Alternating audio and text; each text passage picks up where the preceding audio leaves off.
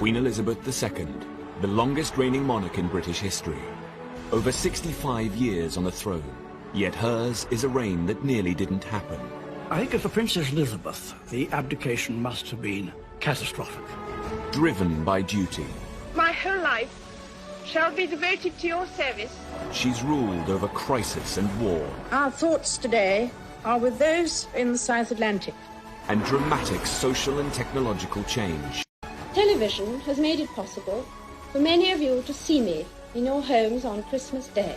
She's seen over 12 prime ministers come and go. The Queen has a very sharp mind. She's endured the breakup of the Empire and the creation of her beloved Commonwealth. The Queen had an instinct Of what the new Commonwealth was about. Throughout it all, she's been a steadying presence. Yet the most famous woman in the world remains mysterious. This is the inside story, as told by her closest friends and advisors. I think the Queen is basically a very shy person. She's very humble, actually. She's a wonderful mimic. I mean, she's really, really funny. It's hard to imagine a world without her. She has done her job bloody well. Elizabeth, the wife, the mother, the Queen.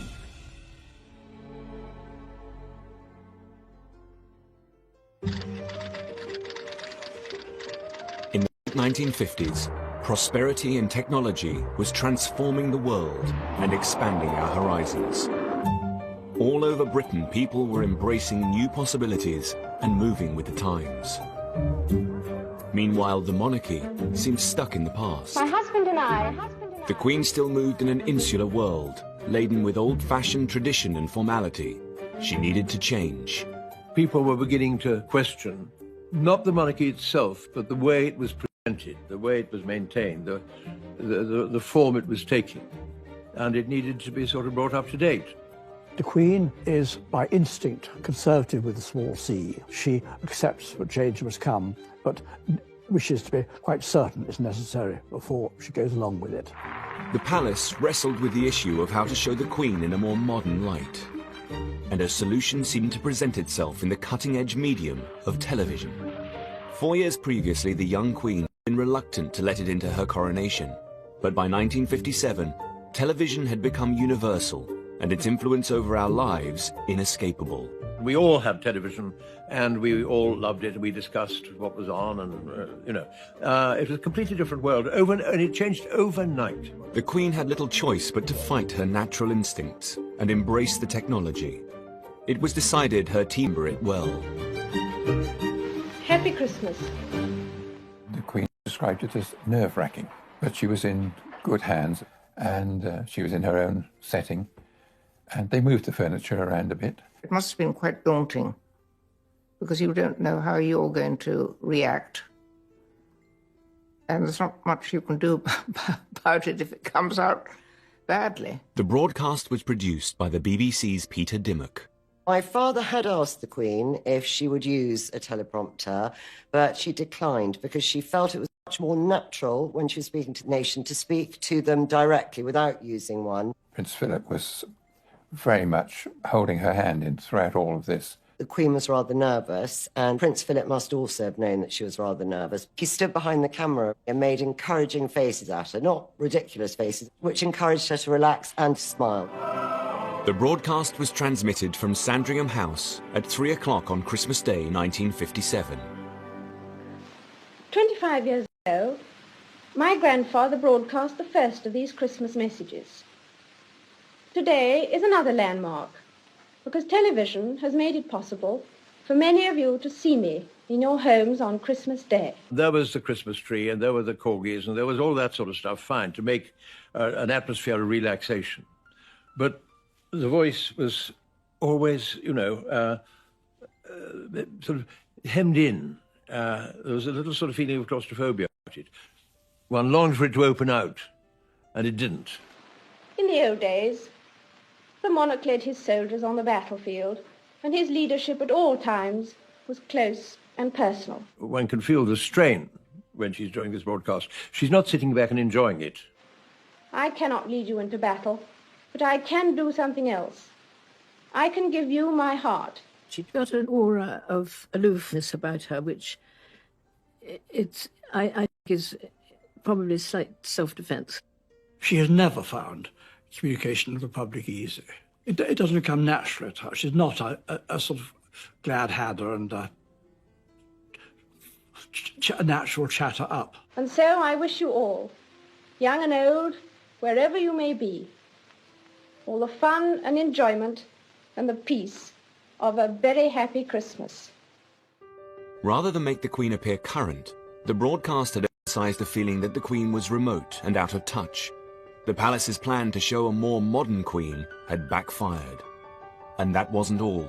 In the same year, the Queen's general manner had come under fire in a very pointed magazine article. Personality conveyed by the utterances which are put into her mouth, and a recent candidate for confirmation. The article whipped up a media storm and became national news. The cutting words had been written by Lord Altrincham, a pillar of the establishment. Most of her speeches would greatly benefit from being more natural. All I would like to see is the Queen's own character coming through. The effect will be terrific. The effect at the moment is, frankly, not terrific. The magazine article caused massive outrage from royalists. Lord Altrincham became a figure of hate and was physically attacked on camera. But in society at large, a less deferential attitude towards the monarchy was emerging. If the court is wrong, or if the setup is wrong, or if the functioning of the monarchy is wrong, you have no choice, much as you may dislike having to do it, you have no choice but to criticize the boss. In the 1960s, television was emerging as a powerful tool to reach out to people, but its effect could be unpredictable, especially for a woman who was so naturally shy. It was a lesson the Queen would not forget in a hurry. The 1960s was a defining decade for Britain. It began to free itself from the shackles of conservatism and embrace the new era of individuality and freedom. The stiff and cautious Christmas broadcast had revealed the gulf between Queen and country. Happy Christmas. It was a concern thrown into stark relief by the very modern behaviour of the Queen's younger sister. Princess Margaret and her closest friends seemed to revel in the changing times. Princess Margaret was the height of fashion, the most exciting, glamorous person in the royal family, without doubt. Dazzling person. If she hadn't been a princess, she would have been on stage. We dressed her up as Brunhilde and Mae West. She was a wonderful Mae West. Some of the things she did, rather boring, actually. And so it was a relief for her to let her hair down. The Queen was always more, of course, soberly dressed. She's a very, very serious person. She and Princess Margaret are totally different characters. Couldn't be more different, really. Nor could their choice of husbands have been more different. The Queen picked a minor royal with military experience. Princess Margaret's fiancé, on the other hand, was most irregular. Tony Armstrong-Jones was a middle-class photographer. We thought there must be some mistake. Usually they married either royal people or maybe cousins, people from the higher aristocracy, not just a commoner. Princess Margaret's ease in embracing the new decade made her extremely popular. Well, it was sort of beginning of the 60s when everything changed totally. Made it more liberated, let's say that.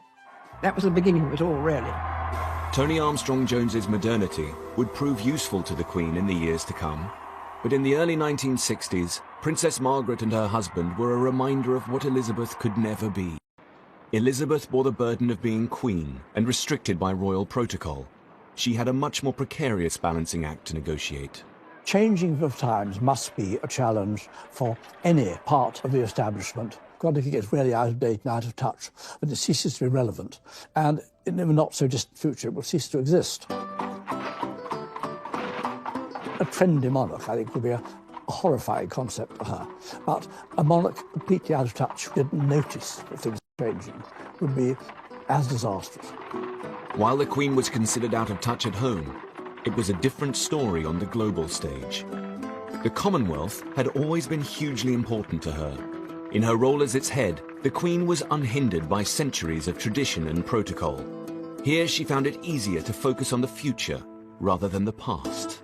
The Queen has always been at the progressive, encouraging edge of the modern Commonwealth as a voluntary association, in sharp contrast to rather more outdated attitudes of some in the British political scene. Including her Prime Minister, Harold Macmillan. Harold Macmillan may have talked about the winds of change. She knew they were blowing.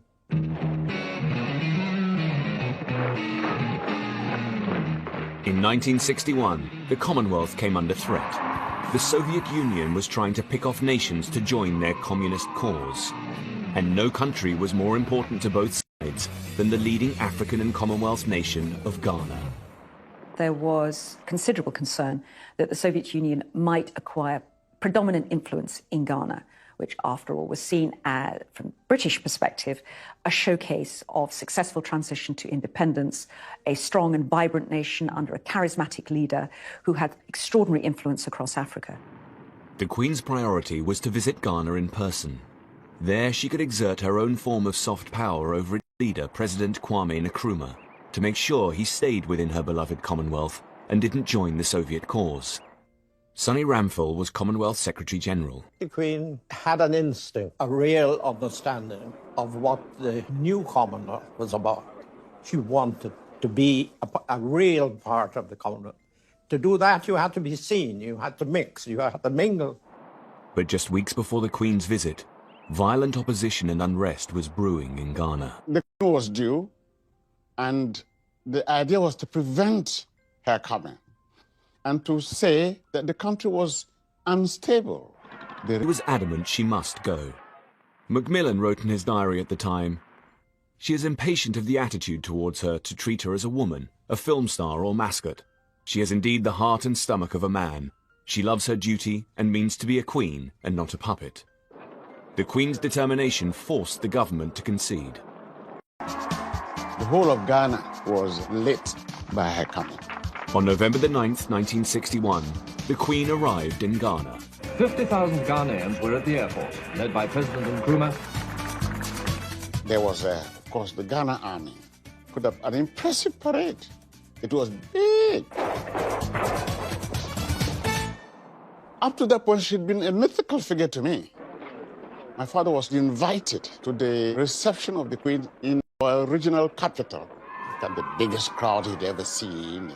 My father said Kwame Nkrumah himself was carrying the umbrella behind the Queen. This old man there said, yes, now I see what she really is. She's not a chief. She is the chief of chiefs.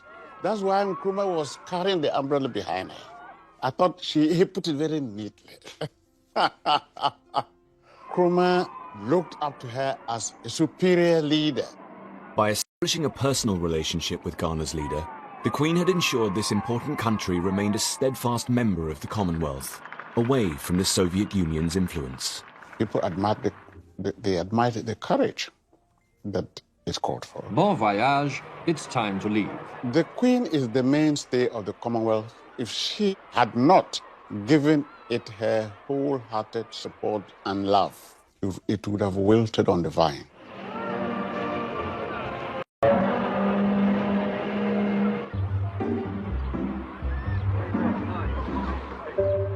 Back at home, the Queen found herself ruling a country undergoing its own political upheaval. Throughout her reign, she'd held weekly audiences with her prime ministers, and so far they'd been conservative and aristocratic. Then, in 1964, after 13 years of Tory rule, Harold Wilson had led the Labour Party to victory. Her new prime minister was a socialist, a Yorkshireman from an ordinary middle-class family. How would the Queen fare with her first Labour Prime Minister? They had a good deal in common, and I think that while it began with him being quite shy, indeed he asked if he could bring his family, his two sons, with him when he was first appointed as Prime Minister to the actual ceremony. Far from that being a drawback, they were grown up. It was an advantage. The Queen has always loved family, and that meant that Harold and she had an immediate basis for, as it were, having a relationship of additional 20 minutes, which is all you get if you're an unpopular Prime Minister with the Queen, actually moved towards nearly an hour. And both the Queen and the Prime Minister hugely valued that. My father turned up on one occasion for an audience and found that the Queen was with the very young Prince Edward and was teaching him how to rub his chest and pat his head at the same time. So my father was brought in on the exercise and was asked to join in. The Queen is well known to speak in a fairly direct way. She can be quite down to earth in the way she speaks. Harold was also quite a direct man who spoke the language of where he came from, which was Yorkshire, and that was another bond. Harold Wilson was able to provide the Queen with a useful insight into her people and her country. I think the Queen found it very interesting that my father had come from a much more normal background than some of his predecessors as Prime Minister. And I think the Queen found it useful to talk to him about how normal people, ordinary people, lived. The Queen enjoyed Wilson's company, despite their social differences. Every autumn, the Queen and the Duke of Edinburgh invite the Prime Minister of the day up to Balmoral for a weekend. The Queen drove my parents around herself, where they went in and they had a nice informal cup of tea with the Queen brewing the tea, and both the Queen and my mother are doing the washing up afterwards. Once when Harold Wilson was staying at Balmoral, they were on the moor together and the rain came down and they got soaked and they were photographed. And the Queen gave him a photograph showing the two of them soaked on the moor together. And he loved it, he treasured it, he put it in his wallet and he carried it around with him until he died.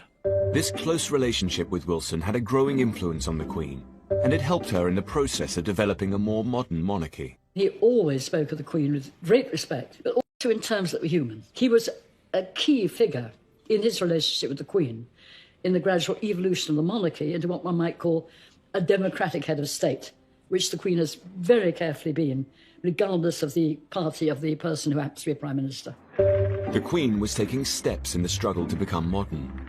The close personal relationship she built with leaders both at home and abroad helped her keep up with the changing times. And these relationships would be particularly important when the Queen's most trusted mentor passed away.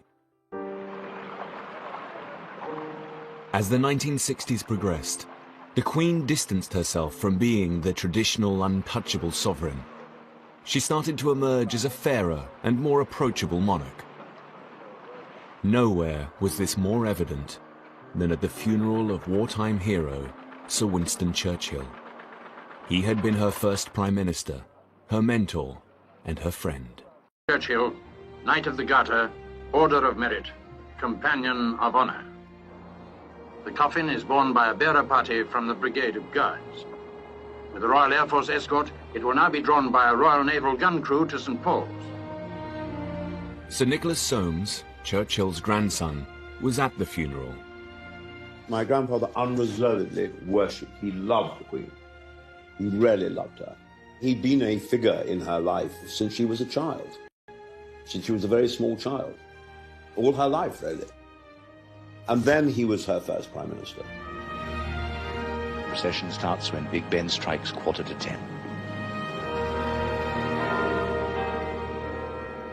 I was 16. I walked in the procession with my father and my younger brother, Jeremy. You see the male members of the family walking, small, sad. The Queen was obviously very sad and very moved by his death, and also a tremendous reminder of her father and what they'd been through together in the war. It was the end of an era. This funeral was a very special funeral. It was a state funeral, and the leaders from all over the world came. State funerals are usually only staged for monarchs, so one for the Prime Minister would be a rare chance for the Queen to publicly pay her respects. Yes, it was a strange sensation. He's gone. Something has stopped. Anthony Mather was head of the bearer party that carried Churchill's coffin. The crowds were 10 deep on the pavements, and the same around the courtyard here in front of St. Paul's. The President of France among the monarchs and other heads of state. Representatives of over 100 countries, of many races and many creeds. The heads of state and members of foreign royal families were here, again in advance. Churchill served the British Crown during the reigns of 6 monarchs. The close bond between the royal family and their most faithful servant is at the very heart of this ceremony today. The Queen will normally arrive last at any event and will usually leave first. This occasion, it was different. She arrived before the coffin and before the Churchill family, and indeed left after both of them. The Queen had made the decision to put her royal privilege aside and bestowed the honour of arriving last to Churchill's family and his coffin. The Queen waives her right to be the last to enter. This privilege is accorded to the Churchill family. It is absolute to anyone. So for her to arrive before the coffin was, before my grandfather, was in itself, I think, a beautiful and very touching gesture.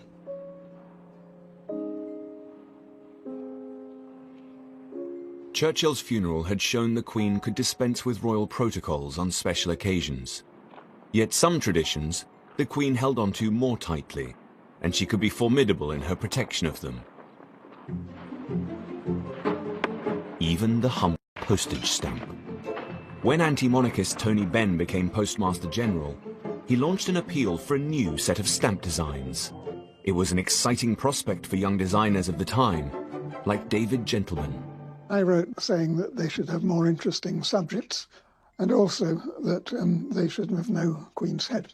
I'd already discovered that fitting the Queen's head on was a really ticklish problem. It would be better left off. The Queen's head on stamps, which some of the designers objected to because it took up so much of the space of the stamp for their own art to be pushed into the corners.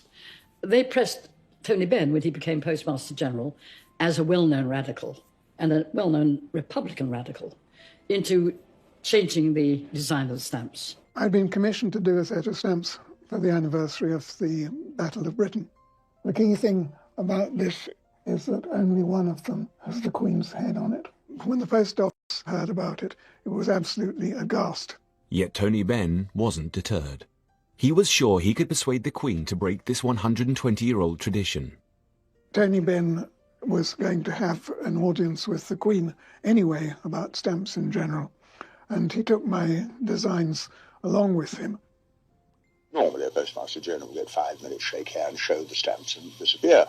But I took the Gentleman album with me, and she was on a chair, and I sat on the floor, and I opened this, and she'd never seen them before, of course. The Queen genuinely rather liked Tony Benn. He's a very attractive character, but I think she undoubtedly felt that he was a somewhat dangerous one, a slightly maverick figure, and viewed with some suspicion any idea which he was identified with.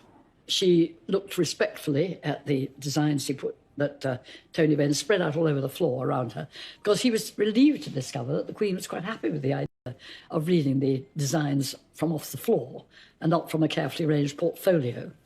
And so he was very happy. He left the palace in a euphoric state of mind, thinking that he had won this great battle. Well, he hadn't. So I said, oh, thank you so much. He said, leave the album. I said, I don't think I will. So I took it away, and the chaplain told me it couldn't be done. Tony Benn had seriously underestimated the Queen's readiness to change this particular tradition. In a very quiet way, the palace understood that this was very fundamental, that constant reiteration of our being a monarchy, which you get again and again every time you stick a stamp on, was something that was really very crucial. And they were determined not to yield. But the Queen, as the person who actually saw her minister, in this case Tony Benn, was not prepared to be put in a position of saying no to an elected government. What then happened brilliantly, I think, was a very clever compromise. The silhouette of the Queen's face, or the Queen's profile, which now appears on all our stamps, sometimes in black, sometimes in gold, but always there, very small, but clearly present. Since then, the design of British stamps has been fantastic. The Queen understood the importance of royal symbols. Yet her role wasn't only symbolic. As an increasingly modern Queen, there were times when a more personal approach was needed. Never more so than during a national disaster. Death is no stranger to the mining communities of Wales. They've had to make a place for it in their philosophy. But a disaster such as this is beyond any limits of experience or acceptance. At 9:15 a.m. on the morning of the 21st of October 1966, the Welsh mining village of Aberfan suffered a terrible tragedy. Then 23 years old, medical student Mansell Aylward was one of the first on the scene. I arrived in Aberfan just before 10 o'clock. All I could see was these huge swathes of what looked like lava. You know, when you see a volcano erupting and there's slow, but not hot, cold stuff coming down the side of the mountain with large stones in the middle. A catastrophic landslide had destroyed the village and engulfed a school. Mansell's own relatives were among those they hoped to find alive. They'd be digging and somebody would blow a whistle or shout and everything would stop. And there'd be silence. We were waiting to see if we could hear anything. Kept on as if, you know, we were still going to try and find people alive. And didn't happen. 116 children and 28 adults died. The whole country was in shock. Prince Philip visited Aberfan the following day, but there was a feeling that the Queen's presence was needed. The Queen's closest advisors and friends remember she had felt incredibly torn. The Queen's motives were absolutely the best. She did not want to go there and distract the attention of those who were still trying to find living children under this awful mudslide. There's nobody doubts how she would be feeling. And if you'd lost a child and she suddenly appeared, you wouldn't appreciate it really, would you? I don't think I would, anyway. The Queen was also struggling to manage her own emotions. She seems in some way to feel things too strongly, as if and she'd rather run away from it. If you're Queen, you have to be able to contain yourself. I mean, we can all burst into tears whenever we feel like it, however embarrassing it is, but that's something they simply cannot do. Is that inherent in her nature? Is it something she has cultivated along with the stiff upper lip? We know that she has talked to friends about her words being inadequate in a really tragic situation like that. It must be impossible. I don't know how they do it, frankly, because they have emotions like we all do. It must be very, very hard. 8 days after the disaster, the Queen visited the destroyed village. Mansell's cousin had died in the school, and he had just attended the funeral. She arrived in a car, and the people were just, you know, they weren't in the streets in the sense of, you know, they were just there, and the rubble was still there, and the damage was still there. I was very near. She looked very somber and sober. Aloof, perhaps, to some extent. As she moved along, there was this young girl who presented her with flowers. It seemed to me that her demeanour changed. When she saw that little girl and she took the flowers, even though it was perhaps only a matter of seconds, she looked very, very distressed. There were occasions in which she shed tears in public. I'd only seen films of the Queen, but I'd not seen her or any member of the royal family really then show anything at all other than stoic, stiff upper lip. She was as touched as anyone else that I'd seen in those few days.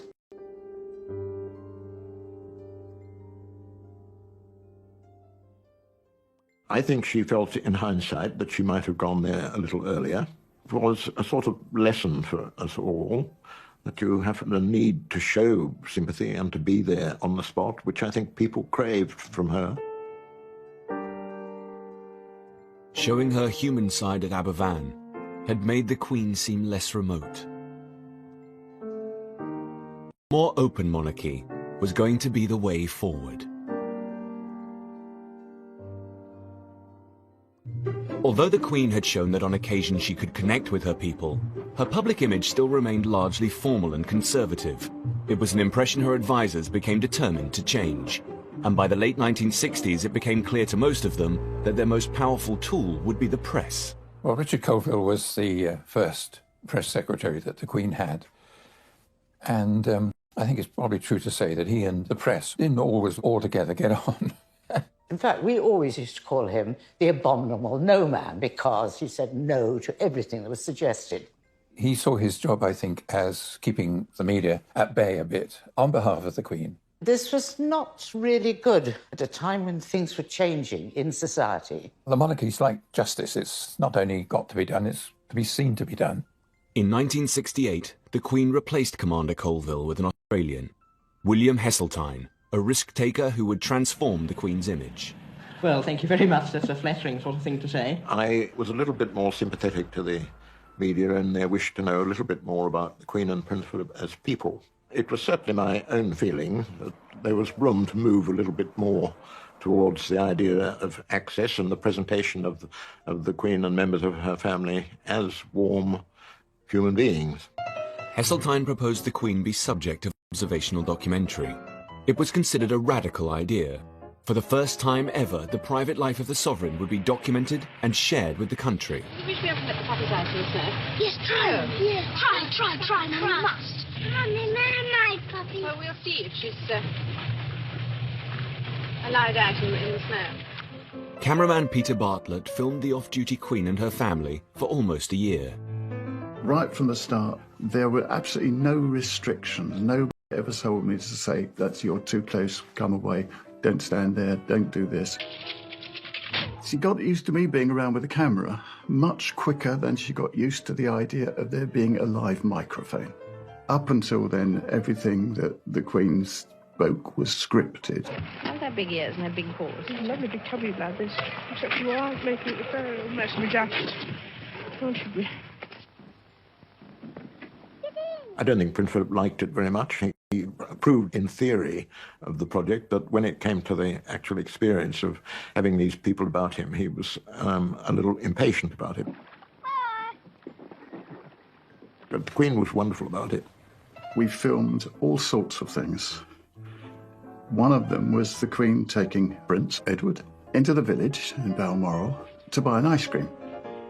We got into the shop, got the ice cream, but the Queen doesn't carry any money. I'm here to tell you, she still owes me £0.50.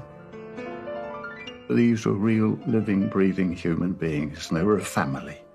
And that's something we saw time and time and time again. It was one of the most fascinating things I've ever done. It showed that they were not only nice people, they were not very different from ordinary people. It was a great success for the public, and really things after that could not go back to what they had been.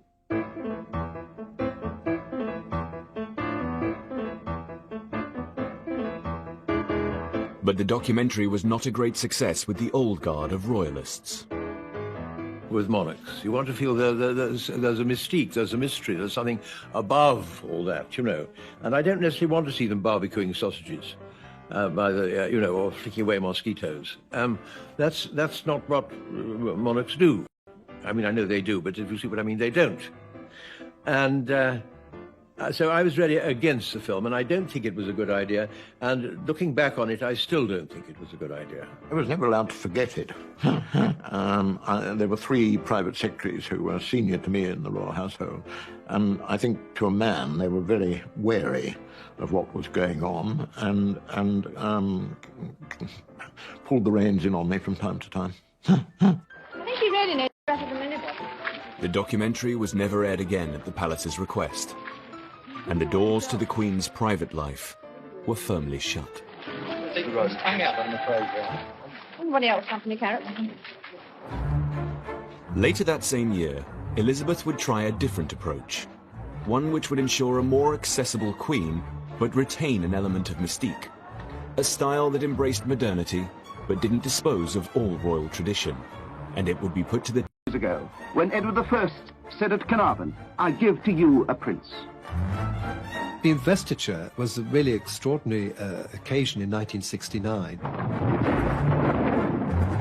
And it was a sort of strange pseudo-medieval ceremony. A descendant of the blood of the ancient Welsh dynasties, even of the great Llywelyn. Princess Margaret's husband, now Lord Snowdon, was responsible for modernising this archaic event. Lord Snowdon, Constable of Carnarvon Castle, offers the key. And Dame Gillian's husband was the Garter King of Arms, organising the ceremonial elements. Lord Snowdon invented a new uniform for himself. It was green. He was quite a small man, and he came to be known rather unkindly as the little green elf. Full television coverage would be critical to ensure people felt a part of the ceremony. The ceremony was designed for television. The canopy was on the dais was transparent so that the cameras could see through if they needed to. The design of the ceremonial garb was modern and cutting edge, including the coronet. Lord Snowdon wanted something that was different and younger and sparkier, and so this crown has got spikes sticking up, and it just isn't, it's just different. I've never seen it worn again. I don't know if it ever will be. The coronet for sovereignty. It was a very innovative, modern design and didn't really relate to any other coronet that had been made before.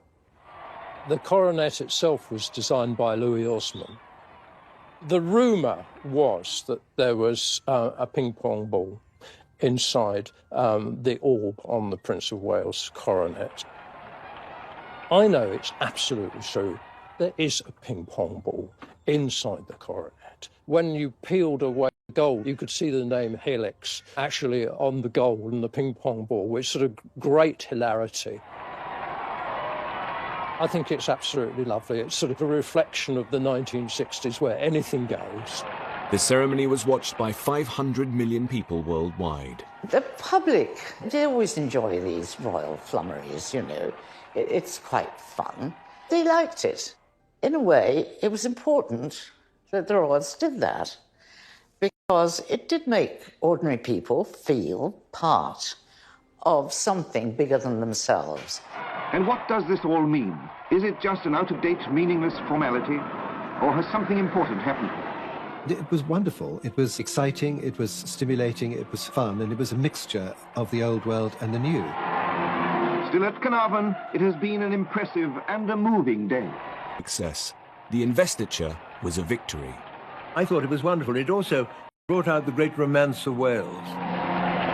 It did an immense amount of good to the monarchy, and it was a tremendous success.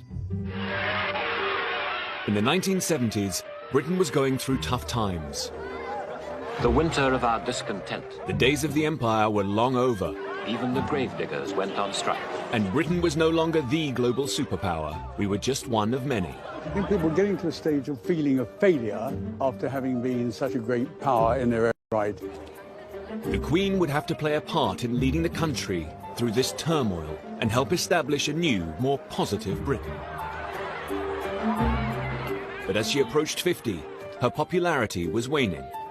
The problem for a monarch is that everyone likes a very young, glamorous monarch. Everyone likes a very old, supposedly wise monarch. But there's a period in between in which people get rather bored of the monarchy. But in the 1970s, being glamorous was not the Queen's priority. It was to provide the country with a sense of stability. She would start in 1972 by showing her support for Britain's entry into the European community with a visit to France. From Paris, it was en temps cordial all the way of the state visit by Her Majesty the Queen and Duke of Edinburgh. With the European Common Market just around the corner, the tour should cement our trade and friendship even more. Yet throughout her 5-day visit to Paris, the Queen had another, more personal matter on her mind. Her uncle, the Duke of Windsor, was dying from throat cancer. Confined to his home in Paris, he was hooked up to drips and bedbound. The Queen would visit the Windsors' home to say a final goodbye. But first, she had to make small talk with the woman reviled by many in her family. She called in and had tea with the Duchess of Windsor. The dogs jumped up, which rather annoyed the Queen because the Queen doesn't like badly behaved dogs. And they talked about anything and everything except the one thing that was on everybody's minds: the poor man dying in his room upstairs. Riddled with cancer, the Duke's strength was fading. The Queen went up to see the Duke of Windsor.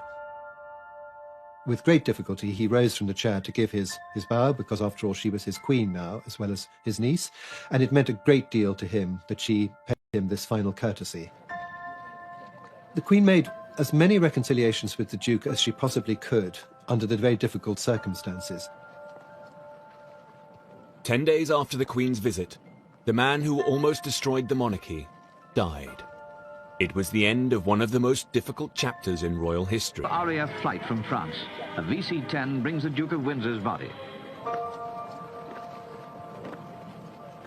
2 days later, Wallis, the Duchess of Windsor, arrived in a frail state in London for the funeral. Her presence would have to be managed with extreme care. The American divorcee had been the reason the Duke had abdicated 36 years ago, leaving the Queen's ill-prepared father to take over as king. Elizabeth's mother had never forgiven either the Duke or the Duchess. There was always going to be a bit of ill feeling, I think, as Queen Elizabeth, the Queen Mother, was concerned. It suited her very well, I think, to consider that the Duchess of Windsor had sort of stolen the king and that she was a very evil woman. Overcome with grief and all alone, the Duchess was in a fragile state, and the Queen stepped in to ease the situation. It wasn't, of course, easy because they didn't really know her, and the Duchess was very nervous of the whole business of coming over. She was so kind, the Queen. She is so kind. She looked after her and had her stay with her at Buckingham Palace. And made sure that she was happy and comfortable and had the food she wanted and things like that. Hugo Vickers was amongst the mourners at the Duke's funeral, where the Duchess was extremely distressed. The Queen was very solicitous to the Duchess and helped her find her place in the hymn book and so forth, and generally looked after her during the service. She made it as easy as possible. More than that, the Queen soothed all tensions and brought her mother and the Duchess together. When the Duke of Windsor was being buried, the royal family went down with the Duchess of Windsor, and Queen Mother came as well. She wasn't meant to originally, but she decided to come, which was a huge, huge reconciliation. The Queen went even further and asked the Duchess for her final wish.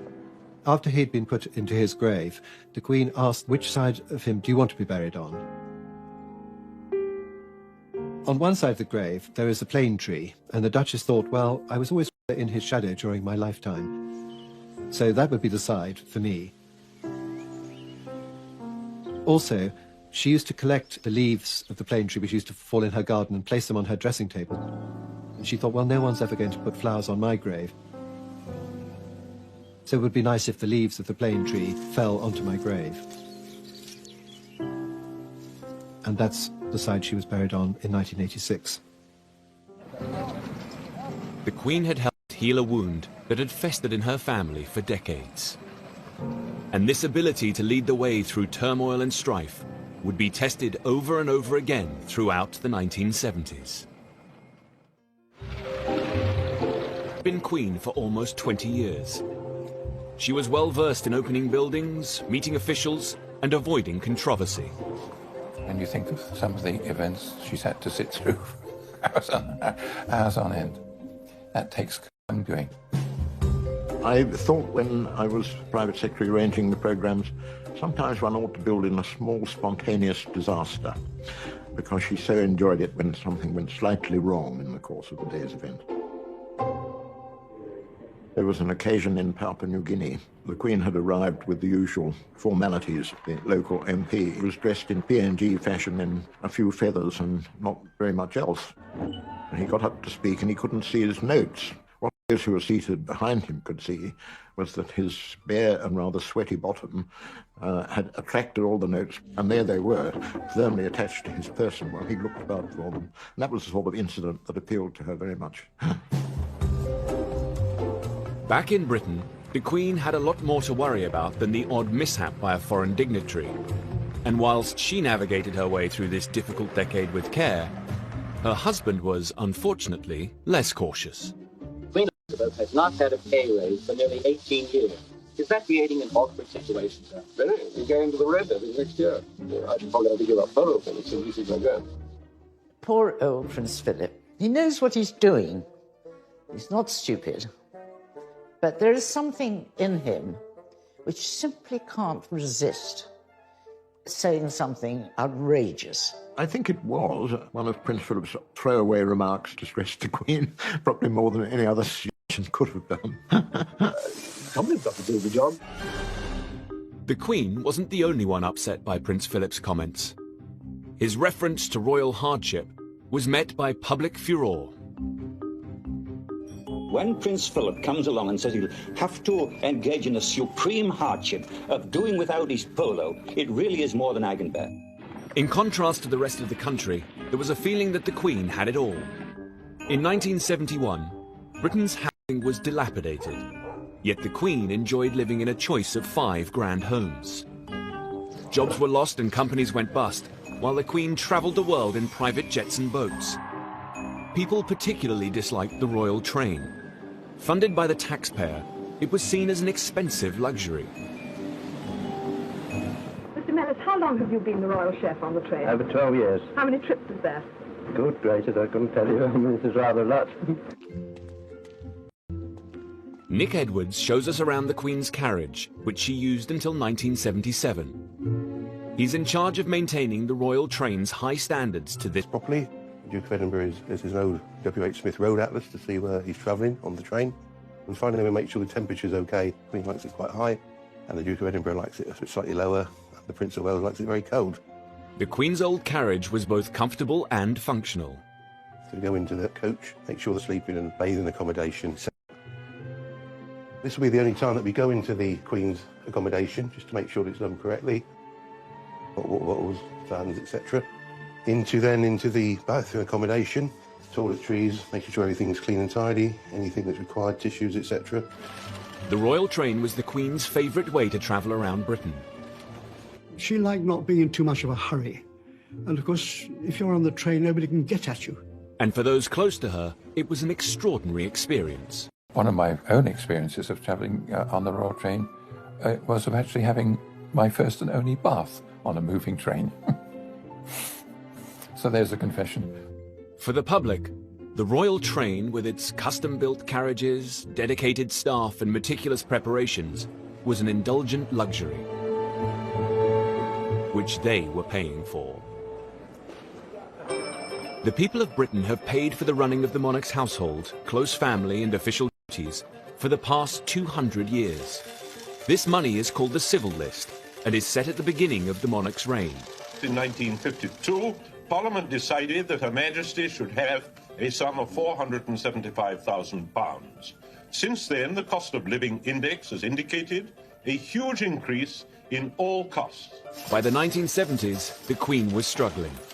The civil list had been hit hard by inflation.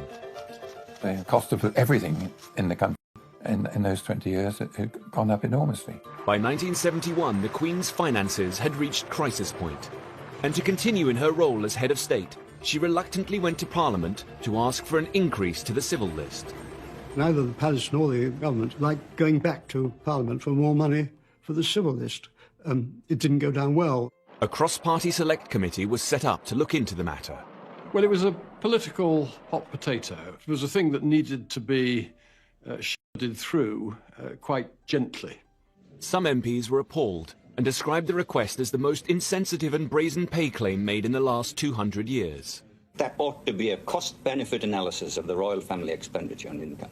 Since a civil list was a civil list, it's always been for the duration of the reign, however long. Thank you both very much.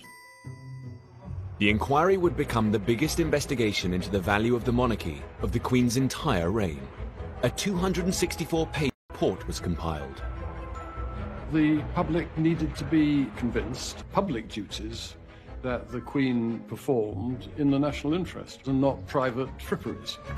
And so, without any fuss or bother, the palace showed them the books, as it were. How much was spent on entertaining visiting heads of state? How much was spent on travelling around Britain? All the sorts of things that you see being done. Everyday expenses, you might say, absolutely essential. Including £1,455 on newspapers and £7,217 on laundry. There had never been such detailed exposure of the way in which money provided under the civil list was used. This really was a groundbreaking exercise. After 6 months of deliberation, Parliament agreed to increase the civil list to £980,000. But not before questioning whether the Queen's mother, husband, daughter, cousin and sister also gave value for money. One person in particular was hotly debated. Some people criticised Princess Margaret and felt that the money taxpayers' money that went, was more than was necessary for her public duties. The suggestion that Margaret stop receiving funds sent shockwaves through the family. The idea of Princess Margaret, say, the Queen's own sister, getting struck off the civil list was certainly totally unacceptable to the Queen, and a Louis XIV moment when she just stamped her foot and said, "Margaret's my sister." No, the Queen stuck by her. The Queen won this battle, and Margaret remained on the civil list. Elizabeth was fiercely protective of her younger sister. And that protective attitude was about to be called on again, when Margaret became the prime target of the press. In the 60s, the readers would want total respect and gushiness about how radiant the Queen was looking. And the only thing that the press secretary did was hand out descriptions of what the Queen was wearing, as if we were blind. But by the 1970s, the old respectful relationship between the newspapers and the royal family was over. The hard times of the early 70s extended to Fleet Street. The newspapers were fighting each other for survival. It was dog eat dog, and into this situation comes Rupert Murdoch. Murdoch had bought the Sun newspaper and led the way in setting the tone of the new style of tabloid press. Murdoch, of course, changed everything. And one of the things that he specialised in was being cheeky to the royals. And everybody loved his gossip. He just saw how royal stories could sell newspapers, just as he exposed women on page 3. The new hunger for scandal and gossip served only to exacerbate a difficult situation in Princess Margaret's private life. 10 years after she had married photographer Lord Snowdon, their relationship was on the rocks, and Fleet Street was awash with tales of extramarital affairs. People knew all about the rumours of her having affairs, and it was partly because she looked like a woman who'd be having affairs. But there's always denial. What did she say about the rumors? We didn't talk about that at all. Not at all. It was very awkward for the Queen. She realised that Princess Margaret's marriage was pretty difficult. And so she sort of stepped in. Children was going to stay with her a lot and did our best to make it better for Princess Margaret, I think. The situation became increasingly difficult when Lady Glenconnor and her husband introduced Margaret to a man 17 years her junior, Roddy Llewellyn. I remember being on the doorstep when Colin drove back, and Princess Margaret and Roddy were sitting in the back seat, more or less holding hands, and I thought, heavens, what have we done? Roddy Llewellyn was a nice, dim gardener, but he came from quite a good family. Anyway, she was having it off with him. In an effort to keep their affair under wraps, Margaret and Roddy spent time together on the private Caribbean island of Mustique. It was a boat, let's say. You know, she adored it and went there whenever she could. It was like a house party, and there was always some exciting thing going on. She was centre of attention there. There were quite a lot of young men hanging about. But by the mid-1970s, a new breed of Murdoch-inspired photographer found a way onto the island. Suddenly, it's paparazzi, it's celebrity culture. And in the celebrity culture, the pop stars and the actresses, the royal family are the biggest game of all. So what you really want if you're a newspaper editor is you really want a picture of a royal in a compromising position, because that is going to triple, quadruple your circulation. On February the 22nd, 1976, the News of the World published a picture of Princess Margaret cavorting with Roddy Llewellyn. This photograph of her with a younger man on a Caribbean island, soaking up the sun, apparently as lovers, at a time when the rest of Britain is suffering 3-day weeks and that sort of thing. It was a game-changing moment. It did produce a rather a press frenzy, as it were, and I think that must have been very difficult for them. Also, can you tell me what happened there? What you have to say about what happened? It was terrible, really. She didn't have an easy life. It may have been part their own fault, but you know what I mean. Less than a month later, the palace announced... Because it was quite unusual, in a way, for the times we lived in then.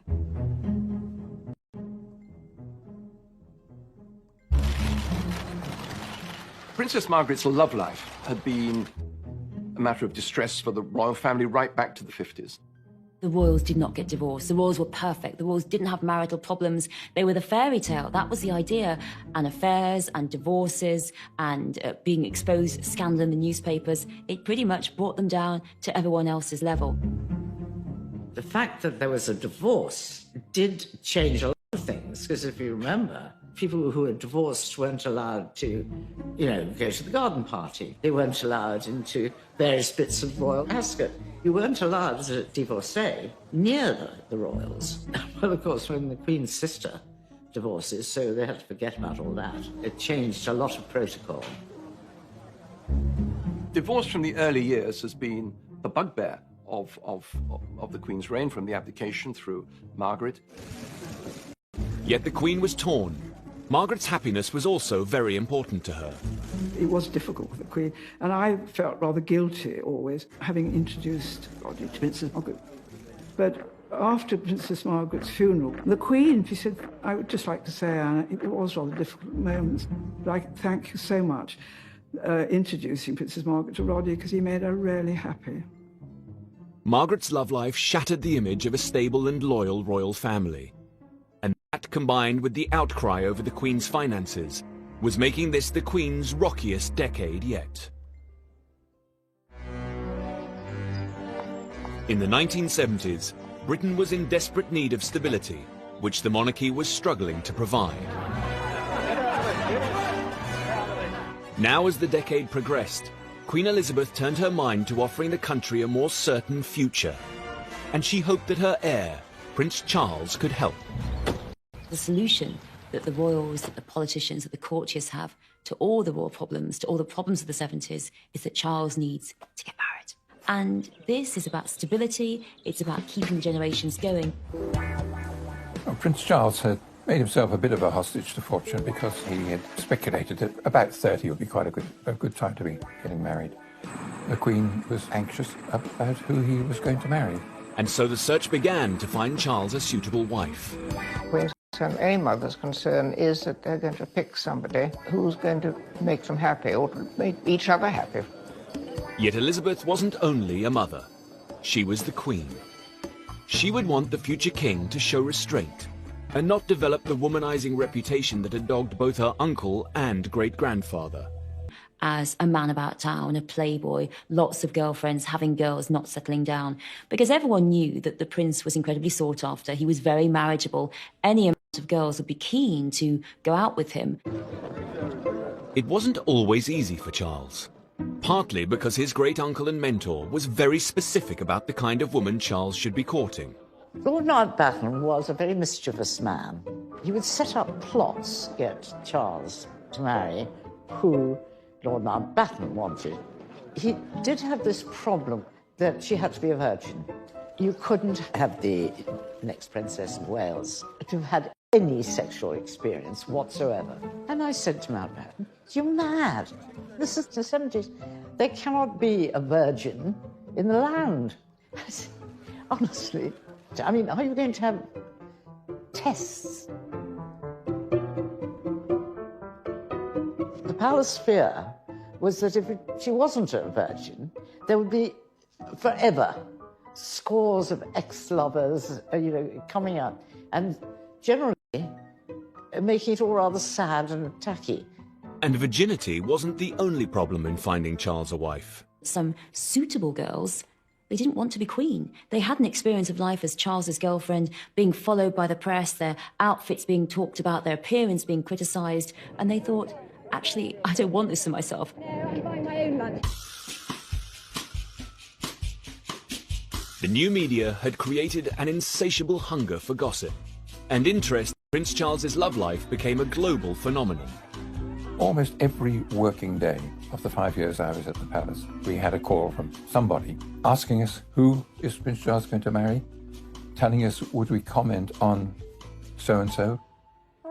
There was this absolutely unending interest. There's obviously going to be particular attention to the heir to the throne. Wherever he went, whatever he did, there's going to be a camera or somebody to pick up something he might have said or going to somebody, did he say this? There's always a picture of him. And even in Australia, when he came out of the sea, there was a girl chasing him and trying to kiss him. It never stopped. Much to the palace's disappointment, the 1970s came and went without even an engagement. Not least because Charles was prone to falling for women that he legally could not wed. He said to the Queen Mother one day, he said, you know, Granny, it's awful. I keep falling in love with Roman Catholics. and she said, oh, darling, do be careful.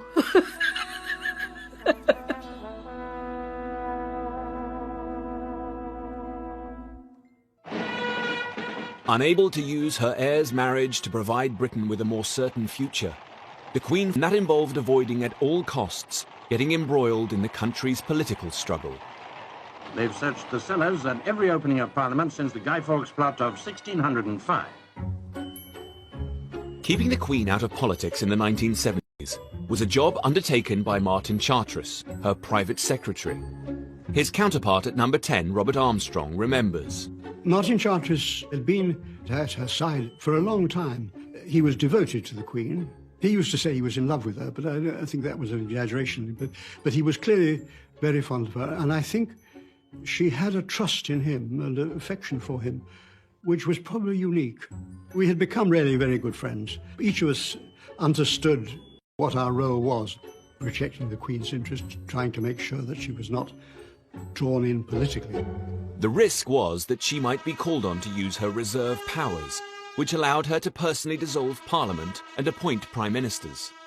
But it's the form of power, rather like a nuclear weapon, that never, ever do you really want to use it. The Queen preferred to avoid making political decisions and instead followed the recommendations of her Prime Ministers and the democratic will of her people. And that gives her the opportunity of separating in the public view, of not getting involved, if you want, in the Parliament's debate of the day. In the back of her mind was the knowledge that her ancestors had once overstepped the mark and suffered the consequences. The Queen is the first to know that while she reigns, she doesn't rule. At the moment any sovereign started to try and throw his or her weight about in that sense, that would be the end of the monarchy. The Queen's insistence on political impartiality was fundamental to the popularity and survival of the monarchy in Britain. In delivering her gracious speech from the throne, the Queen is taking no part in politics. The speech is prepared for her by the incoming government. Yet in Australia, where she was also Queen, her representative did use the Crown's power to intervene in politics. This nearly brought the Queen's sovereignty of Australia to a dramatic end. I knew it was a coup. It really was a coup. The most dramatic and lethal event in Australia's political history. In 1975, Australia faced a constitutional crisis. Never seen you fellas up so early. There was a political deadlock in its two houses of Parliament. You're still expecting Mr. Whitlam to give ground on this today? Well, we'll find out, won't we? Government funds for all public services had been blocked. With neither house prepared to surrender, the country was being held to ransom. It was over policy, it was over politics, it was over culture, and it was over the sort of country Australia was to be. Old Australia and the new Australia. While politicians battled to find a way out of the mess, Governor-General John Kerr, the Queen's representative in Australia, was losing faith in the Prime Minister, Gough Whitlam. Kerr hatched a bold and audacious intervention. Sir John Kerr is certainly an egotist. In my view, he had trouble written all over him.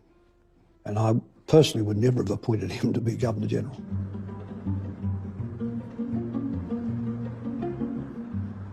This is the Prime Minister's office. Mid-morning on the 11th of November 1975, Gough Whitlam, sitting at that desk, rang Government House, spoke to the Governor-General, Sir John Kerr, informed the Governor-General that he wanted an appointment to resolve the crisis. Meanwhile, on the other side of the lake, at Government House, Kerr's plans have reached a very advanced stage to sack the Prime Minister. The documents are all being prepared.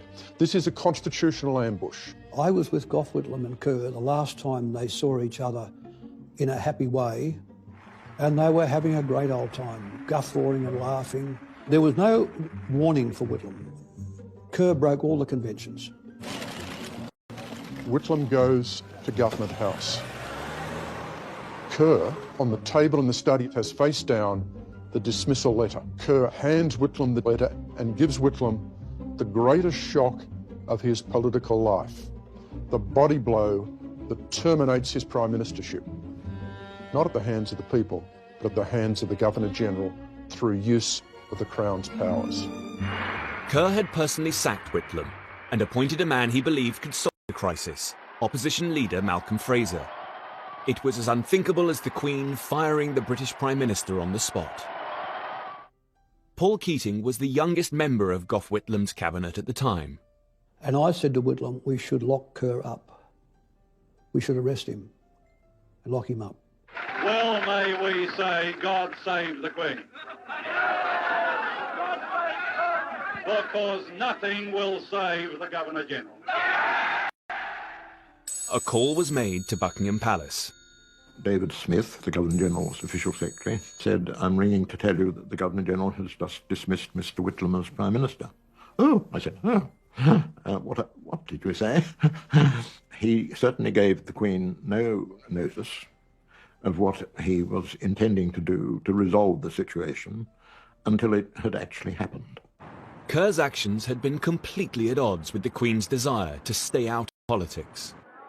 We knew Kerr abused the powers that the Queen herself... For a day or two and hoped that a political solution of some sort might have been achieved is the matter about which I have been concerned and have still got the view that he might have done so. We know that in 1977, 2 years after the dismissal, the Palace was quite happy to see Sir John Kerr retire prematurely. The consequences involving the Crown in politics were monumental. It changed the very fabric of the Australian nation. It destroyed forever the general bipartisanship and goodwill between the parties here. And to this day, public life in Australia is disfigured by that event. The dismissal lit the fire of republicanism. Keating never forgot it, he never forgave Kerr, and always, close to his heart, harboured the idea of an Australian republic. The Australian Prime Minister flew the Republican flag. The Australian crisis proved that using the Crown's powers to meddle in politics would fundamentally threaten the Queen's position, whether in Australia or in Britain. Members of the Senate, pray be seated. It was an episode the Queen would never forget.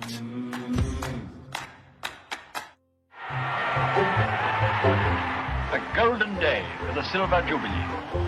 In 1935, the Queen's grandfather, George V, had enjoyed a jubilant year celebrating the 25th anniversary of his reign. But in 1975, as Elizabeth approached her own Silver Jubilee, Britain was still in the midst of a recession. This was not a time for lavish festivity. The feeling was that the Queen's reign should be marked by a single day of modest ritual. The Queen herself was very anxious there should not be any undue expenditure on it. Jim Callaghan, who was the Prime Minister at the time, took the same view that, of course, there had to be some marking of it and some celebration of it, but not at too great an expense. Then in 1975, the Evening Standard published a letter that turned the tide. It called for a Royal Jubilee Festival full of fun, froth and splendour, and received 250 letters of support. It's a marvellous letter, saying in practice that, despite everything, aren't we fortunate in having a Queen and what the royal family means to this country and our history and what we should be proud of and so on and so forth. And that really sort of got people really sort of talking as to whether we might try to have a crack at putting it together. The Silver Jubilee could be an opportunity to get Britain out of the doldrums, bring people together and unite them across their differences. 2 days later it was official. The country was going to celebrate, but not at the cost of the taxpayer. In those days, many of our biggest companies were headed by people who'd served in the last war and had a great feeling, obviously, for the defence of the realm and indeed, of course, for the role of the Queen. So the head of a company would sort of say immediately on the phone, great idea, we're behind you, with pleasure, and we'll send you over a cheque. Within about 48 hours, I realised I was on a home run. With the funds secured, the Jubilee Committee spent the next 2 years planning what would be the greatest celebration of the Queen's reign. And there, in letters of fire, E to R. On the 6th of June 1977, Elizabeth braved the elements and officially launched her Silver Jubilee, lighting the first of over 100 beacons that blazed across the country. The bonfires were a way of bringing the whole country together bit by bit by bit, with the Queen right at the centre of it. The beacons were followed by extravagant firework displays, concerts and parades. The Queen was absolutely stunned, amazed by the reception that she got throughout the country, England, Scotland, Wales, Northern Ireland. She said that she had no idea that this would happen. When she smiles, it's extraordinary. She has a most amazing smile, which lifts everybody. But the real success of the Jubilee lay in the 12,000 street parties held across the country. When everything else seemed to be black and strikes and interest rates and what the world thought of us, etc., those street parties were really quite special. I mean, we love a Nisa. Every now and then, the country needs to have some sort of reason for celebrating. Street parties were thrown even in the more divided communities. In 1977, Anjula Devi and her family lived on Northcote Avenue in Southall, London. We were the only Indians on the street, and it was very bizarre, a little bit frightening. We did feel a little bit isolated. Mostly we stayed in the back garden, hardly ever played in the front garden. The local community was planning a Silver Jubilee street party, but the Devi family had not been invited. On the morning, Dad decided that we were going to be involved because he loved the Queen. He really did. In fact, he had pictures of the Queen.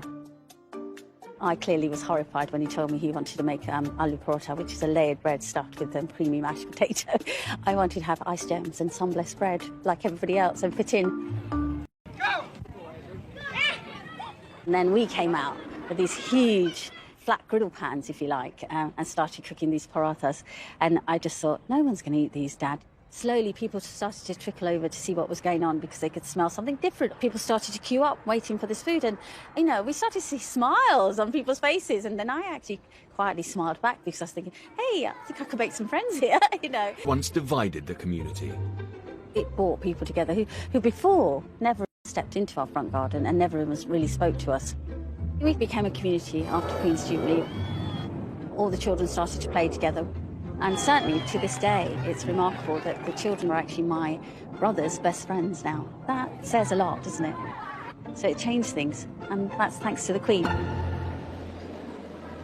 Queen stepped onto Scottish soil to begin her tour. For a whole year, the Queen attended official celebrations up and down the country and across the Commonwealth. The Queen obviously loves it all, the excitement, the feeling of contact. The Queen's always surprised at the amount of adulation she gets on these occasions. I really think she genuinely is. Because she's very humble, actually. She doesn't expect it. The square is as large as several football pitches, but it seemed all the space was needed for the enormous throng that wanted to see the Queen. The universal affection, the love that was shown to her, it was palpable, it was real. At times it was very, very moving. It was a very tough time, and the Queen's Silver Jubilee really cheered people up. It was wonderful to see that people really love her, but my goodness, she's earned it. The Silver Jubilee wasn't just about having fun. It had a profound effect on the country's consciousness. These were very difficult times, and uncertainty, and people rethinking of what life's about and what are we as a country. The one steady aspect, like a light, all that fog in that period of time, was the monarchy. And the Queen in particular. It had a steadiness which the rest of the country didn't seem to have at that stage. It set the scene, the Jubilee, for people to be able to rethink and regain confidence again for the way forward. A day of happiness and success for the Queen. A day for Britain to forget her problems for a while and perhaps look at them differently tomorrow. It was nearing the end of an extremely hard decade for the Queen. But it ended with hope, with the coming together of her people with a common cause. Next time, the Queen and the monarchy are riding high. There's the fairy tale wedding of her son, Prince Charles. The Queen was delighted because, I mean, you know, he wasn't all that young, Prince Charles. The Queen had never been so... 1950s, prosperity and technology was transforming the world and expanding our horizons. All over Britain, people were embracing new possibilities and moving with the times. Meanwhile, the monarchy seemed stuck in the past. My husband and I. The Queen still moved in an insular world, laden with old-fashioned tradition and formality. She needed to change. People were beginning to question not the monarchy itself, but the way it was presented, the way it was maintained, the form it was taking. And it needed to be sort of brought up to date. The Queen is, by instinct, conservative with a small c. She accepts that change must come, but wishes to be quite certain it's necessary before she goes along with it. The palace wrestled with the issue of how to show the Queen in a more modern light. And a solution seemed to present itself in the cutting-edge medium of television. 4 years previously, the young Queen had been reluctant to let it into her coronation. But by 1957, television had become universal, and its influence over our lives inescapable. We all had television, and we all loved it. We discussed what was on, and, it was a completely different world, and it changed overnight. The Queen had little choice but to fight her natural instincts and embrace the technology. It was